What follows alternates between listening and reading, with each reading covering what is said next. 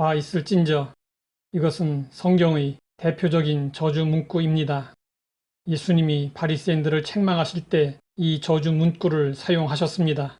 그러면 사도 유다는 누구를 향하여 이 저주를 했고 그 이유는 무엇이었을까요? 교회에 가만히 들어온 사람들이 있었는데 그들을 향한 저주였습니다. 떳떳하다면 당당하게 정문으로 들어와야 합니다. 그런데 가만히 들어왔습니다. 뭔가 캥기는 것이 있기 때문이었습니다. 그들은 하나님의 은혜를 방탕한 것으로 바꾸고 예수님을 그리스도로 믿지 않고 부인했습니다. 이들은 이단 사입이었고 적그리스도였습니다. 그들은 정도를 벗어난 자들이었고 멸망을 자처한 자들이었습니다. 사도 유다는 이들이 왜 저주를 받고 멸망하게 되는지 설명하고 있습니다. 화 있을진저 이 사람들이여 가인의 길에 행하였으며 삭슬 위하여 발람의 어그러진 길로 몰려갔으며 고라의 패역을 따라 멸망을 받았도다. 그들이 심판을 받게 되는 첫 번째 이유는 가인의 길로 행했기 때문이었습니다. 가인은 잘못된 제사를 드렸습니다. 그런데 아벨의 제사가 하나님께 연락되자 가인은 동생 아벨을 죽였습니다. 가인의 길은 근본적으로 희생 제물의 피에 의한 구원을 부정하는 것입니다. 이것은 인간적인 노력에 의해 하나님의 인정을 받으려는 시도입니다.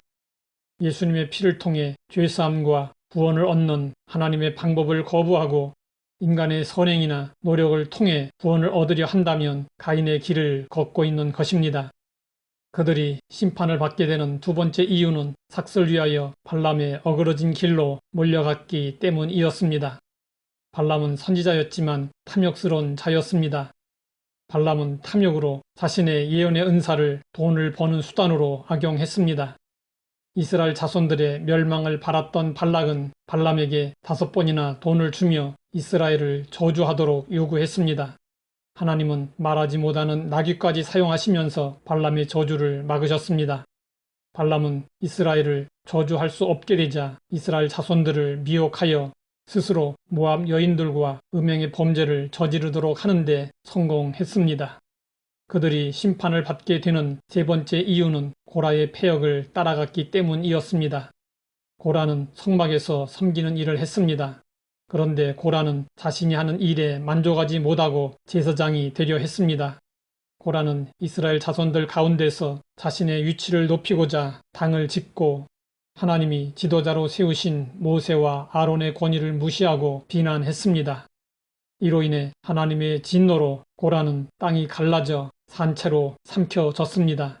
하나님은 사람들을 부르셔서 다양한 사역에 종사하도록 하십니다. 그러므로 각자 최선을 다해 하나님이 맡겨주신 직무를 감당해야 합니다. 또한 다른 사람들에게 맡겨진 것을 부러워하거나 시기하지 말아야 합니다. 가인과 발람과 고라는 교만과 부와 권력과 세속적 성공과 자기 이익을 위하여 신앙을 저버렸습니다. 영주주의 거짓 교사들이 했던 일은 가인, 발람, 고라와 같은 자들이 저지른 죄를 답습하는 것과 다를 바 없었습니다. 우리는 이들을 거울로 삼아 오직 믿음의 길을 걸어야 합니다. 물론 우리도 이 땅에 사는 사람인지라 수없이 유혹을 받고 흔들리고 고민하고 또 때로는 넘어지기도 합니다.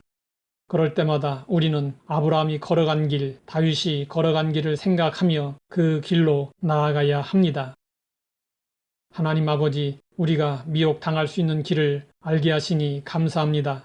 하나님 나라에 이르기까지 믿음의 길로만 걸을 수 있도록 인도하여 주시옵소서. 예수님의 이름으로 기도드립니다.